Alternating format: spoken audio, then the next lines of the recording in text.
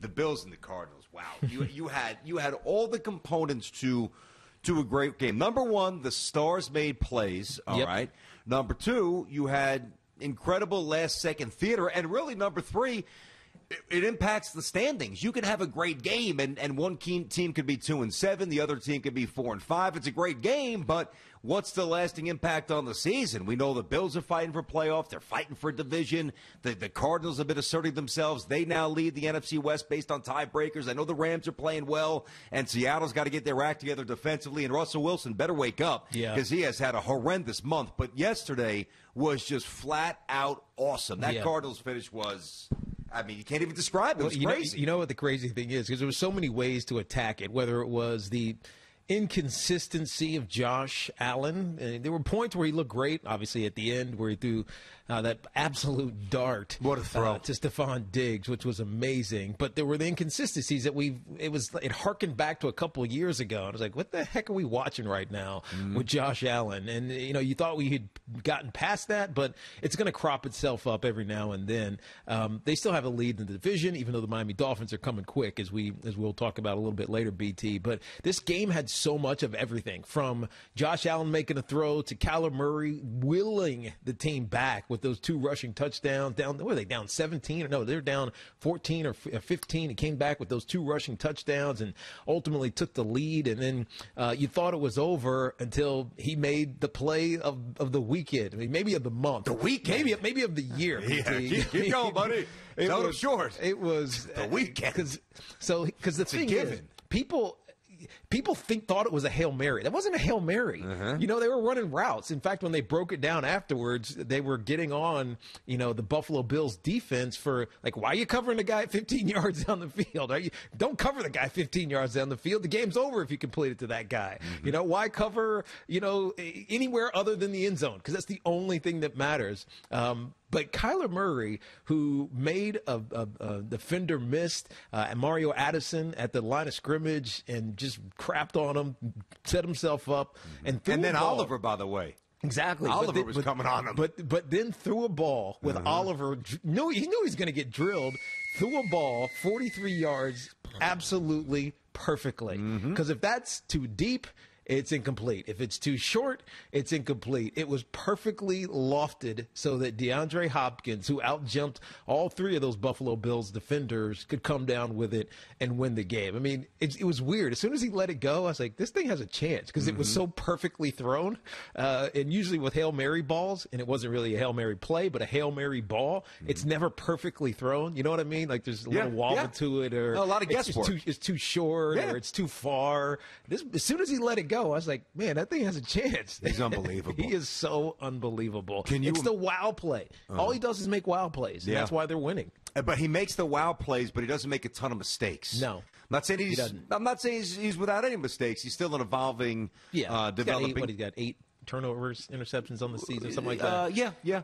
But, you mentioned Josh Allen. He had the one pick to Peterson. Peterson dropped 2 more. He could have had 4 picks yesterday. Not that he didn't make plays. That throw at the end was just an incredible throw. You know what's crazy, too? And I have to admit it. Yeah, do you know that I missed that play live? Do you know that I missed that play live? Why? I mean, it was literally bunkered down, and it was football all day, all right? As it always is. Doing work, obviously. It's fun work, but I'm doing work. I'm watching every game, taking notes, watching fantasy, doing what we do. And Jen had a show at home yesterday. Actually, she had a show a few homes. So I had the kids, which was great. I hit pause on the DVR. We went out in the backyard, played a little baseball, hit some over the fence, and then what you can do now when you can start and stop things. Long story short, right around, I guess it would have been, what time did the game end? 7 something? Around there? Yeah, it was late, like 7:10 or something like that. Right around 6:55, and I remember saying, oh, God, you got to call me in there to do this now? But I hit pause, right? My son wanted to do I'm not really sure what it was. It was like it was like a theater performance with church music, which was awesome. Oh, it's worth missing then. No, for sure. And I didn't think the game was going to finish that way, right? Because if it was, maybe I would have been an atheist for the day. Would have had no belief. You can't come to the service, pal. There's a 60-yard bomb that's about to come our way. I can't come to to church. And he made these little pamphlets and he made tickets. So I'm so happy that I went. Oh, but the bottom line is, I'm saying, wait, I saw the Allen touchdown, right? And you thought it was over. I'm like, I lost. And I'm laying the 2.5 and, the other things that you're juggling, that you're focusing on. And then I hear, because when you DVR something for a while, after a while it stops and it just starts going live. Yeah. If you're not recording it, I had it on pause, right? And I guess that I had it on pause earlier. So from the playroom, I hear, and the Cardinals are now in first place in the NFC. I go, did I cover this game? I'm saying, hurry up, buddy. Hurry up. Finish the song. Let's go. Yep, name, yeah, all right. Amen. Let's go, right? And I come out. I'm like, the Cardinals had a cover. They didn't cover. But then, of course, more importantly, I just went back and I rewound and I said, are you kidding me? That throw. The only physical connection that I can make in terms of degree of difficulty from my sport is, imagine being a left fielder, right? Being a left fielder and catching a running liner in the left center field gap, not going toward the line, going toward the center fielder. I mean deep in the gap, not a little shallow pop-up, with a ball with some real tilt and kind of, maybe 10 feet in front of the fence, and having to then throw a line drive to try to double up somebody at first base as a righty. Because your body's taking you all that distance. You're going toward the center fielder. You're tracking. You make the catch. Then you got to throw. I don't know. This kid is special. Yeah. And you heard it here on the show last summer that he's going to win the MVP at some point, that he'd be in the MVP race this year. Kyler Murray is a stud. Kyler Murray is already lapping Josh Allen, and I know Josh is good. He's lapping Lamar Jackson, stud, future MVP, future Super Bowl performer. Yeah, you can at this point, and it's still early. He's still got to stay healthy, and he's still got to continue to evolve. But he doesn't take shots like Lamar Jackson does. He's not a runner like that. They do some zone read, but it's not a ton of it. But when you look at him play and you extrapolate what's going to happen 5 years or 10 years from now, you can almost start saying he's going to be the best dual-purpose quarterback that we've ever seen. I'm talking college and NFL, because he did this in college as well. And right now, he's thrown for 2,300 or so yards. He's got 17 touchdowns, completing 68%. The stats are a big deal, especially when you get to the rushing stats, where he's rushed for 604 yards, BT, which is 8th in the NFL. He's a quarterback. He's rushed for 8. He's 8th in the NFL in rushing. And more importantly, when his team needs that play, because that's what it comes down to. Stats they're going to lie to you. They'll tell you someone's great or they'll tell you someone's bad. But when it comes down to making that play, case in point, Josh Allen, he played relatively bad for most of the day, until he had to make a throw with 39 seconds on the clock to Stephon Diggs in the corner of an end zone and man coverage, a corner route covered by their best cover guy and Patrick Peterson, and he put it on a dime, right? Guys that are ballers make those baller-type plays. Yep. Kyler Murray has done nothing but accumulate the statistics. Won Rookie of the Year last year and makes baller plays when you got to make baller plays. I've never seen someone with his stature, that's a side piece, but I've never seen someone do what he does when he needs to do it like he did. Let me ask you a question. Do you think that he can eventually do, I know there were a few others before him, one of whom won the MVP a year ago. That's right. But do you think that when it's all said and done, he can have a borderline Steph Curry influence on the NFL? Oh yeah, there's no doubt about it, BT. I've been talking about this for years in college football, because it slowly started to seep its way, and it was mostly everything else. It was like the bubble screens. You used to never see bubble screens in the NFL. You know what I'm talking about? You never. Yeah, of course. It was like a cheap throw in college, right? That's easy. This guy's got a 78% completion percentage up at Oregon State. Well, that's because he throws 35 bubble screens all day, right? It's easy. But you never saw it in the NFL until you started to see it in the National Football League, because it's so easy to extend. It's basically a running play, and you heard some commentators talk about that. It's basically a running play. It's a stretch run with blockers on the corners. And so when Kyler Murray, really it started a couple years earlier. It's probably Lamar Jackson, and I'm trying to even think. RG3 a little bit too. RG3. It was RG3. Definitely RG3. When RG3 came, I remember saying this on our show, BT. I was like, this is the revolution of the changing of the quarterback in the NFL. It's happening right now with RG3.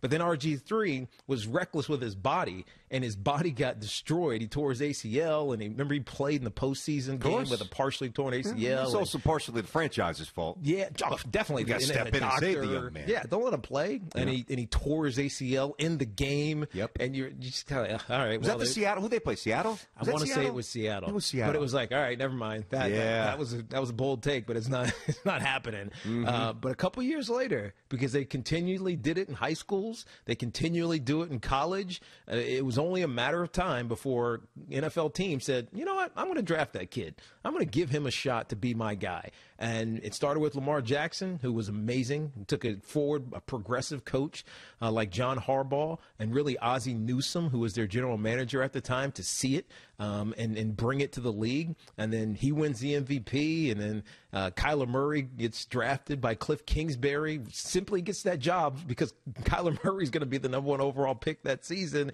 And look where he is. I mean, there's an argument for Cliff Kingsbury to be coach of the year this year.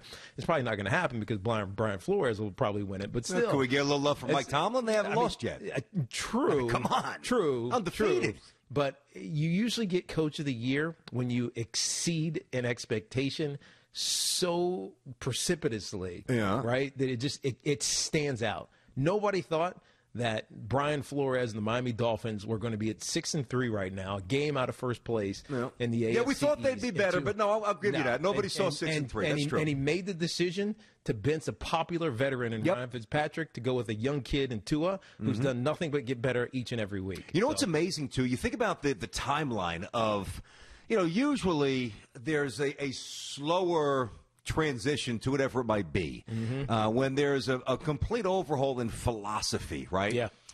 It trickles in. It doesn't just flow in, right? No, you're right. But think about the 1 year difference. So Lamar Jackson was one name away from being a second-round pick. Yeah. One name away, and then 1 year later, the guy we're talking about now goes first overall. That's right. So the door's wide open. It's wide open now. So if you have an offensive scheme or a play caller or a head coach who believes in it, it's changing. You're going to see this type of offense more and more in the NFL. Now it'll help because there's more kids playing this way in college, and Kyler Murray is going to be their example. They don't need to be 6'3" or 6'6" like Trevor Lawrence and be that prototypical pocket passer to make it in the NFL. You can be 5'11" or 6 feet, however tall Kyler Murray is. I think he's 5'9", 5'10". He's definitely not 6 feet. Whatever it is, you can be that guy and not want to change positions. Remember the conversation was, hey, yeah, he'll play in the NFL.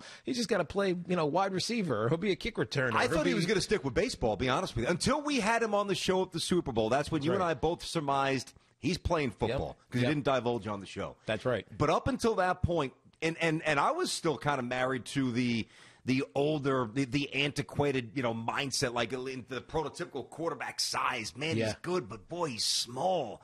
At that point, I thought he was going to go to baseball. I really did. But you see these kids in college doing it all the time. I hear you. I had to deprogram myself, Teak. De'Aaron King at Miami. I mean, the dude is a baller, man. He throws a nice ball. It's in the pocket. Obviously, he's great with his legs as well. I mean, 2 weeks ago, he had 550 all-purpose yards and 5 touchdowns. What was that, the NC State game? Yeah, against NC State. I mean, it tells you enough about, their defense. That they still did it. But still, he still did it. It's changed. And Kyler Murray is the example that all these kids are looking to right now, saying, yep, I can get into the league playing this position, not, playing some other position. I can get into the league playing this position. And the beauty of us, talking about that guy is that we're going to have him later on in the show, which is going to be fun. I can't wait to talk to him again. It's been a while since the Super Bowl where we had him, and we will have Kyler Murray on the show today, which is awesome.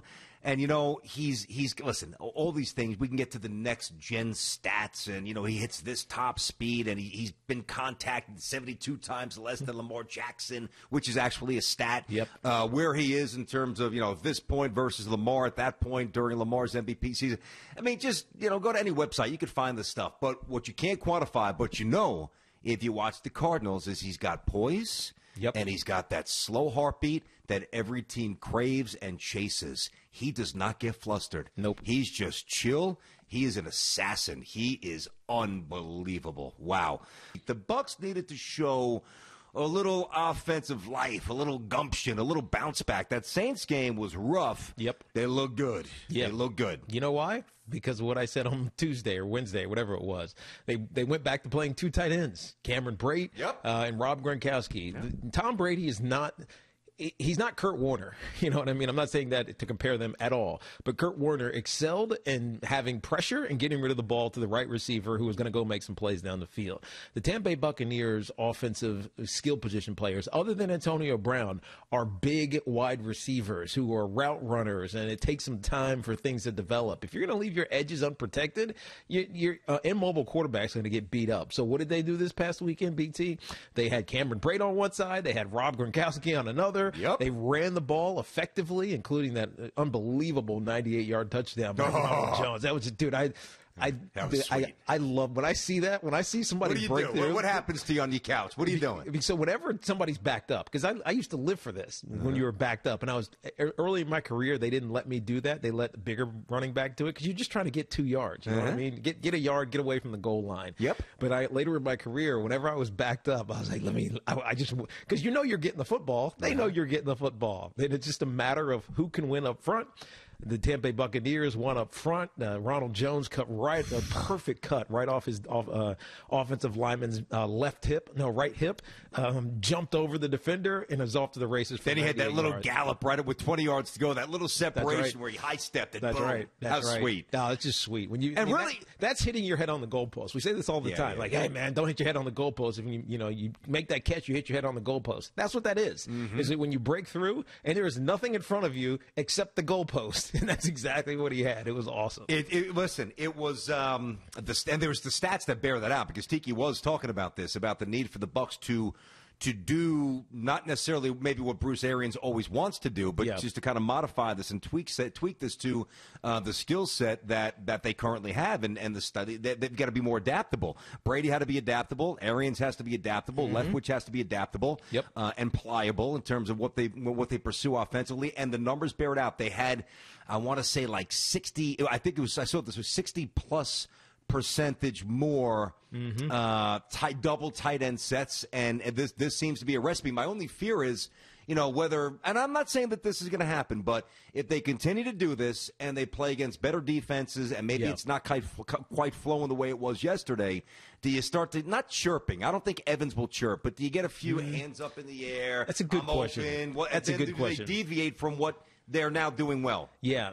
The only reason here's what I think shields them from that, BT. That the way that their defense has played for most of the year, that game against the Saints notwithstanding, but for most of the year, their defense has been really dominant. And when you have a dominant defense and you have a Hall of Fame quarterback and you have, like, you look to your left, dude, that guy's a baller. Look to your right, that guy's a baller. When you have, like, all that talent, there's an aura that starts to say, man, we could like win something here. And so I think that the potential to be a champion keeps you from chirping. You start to hear chirping when your teams are mediocre. You know what I mean? It's like, I can make us, if you give me the ball, I can make us above average or great. Like Beckham with the Giants. That's exactly right. When you're mediocre, you get the chirpers. And it doesn't matter who it is, but it's like, if you give me more opportunities, then you know what? We're going to be better. But that's not how it works. And so I think that the Buccaneers, since they're so good right now, and they're obviously, a half a game back on the Saints right now? One half, but then the news on Brees is bad. He's got a lot. He's got rib fractures. He's got multiple things. He's got a contusion in there. He could be out a while, Drew Brees. Jameis Winston era, maybe? Yeah, maybe. Could be. We'll talk about that probably tomorrow because we don't have enough time today. But, yeah, I mean, I think because the Bucs have a shot with a good defense, obviously a great coaching staff, a Hall of Fame quarterback, talent everywhere on the football field, it will prevent that chirping, like give me the ball because it'll make us better because they're already really good. They just got to play that way every week. They're good. I mean, they're good. Thanks for watching. Make sure you like and subscribe, and don't forget to hit that bell to be notified when we drop fresh content.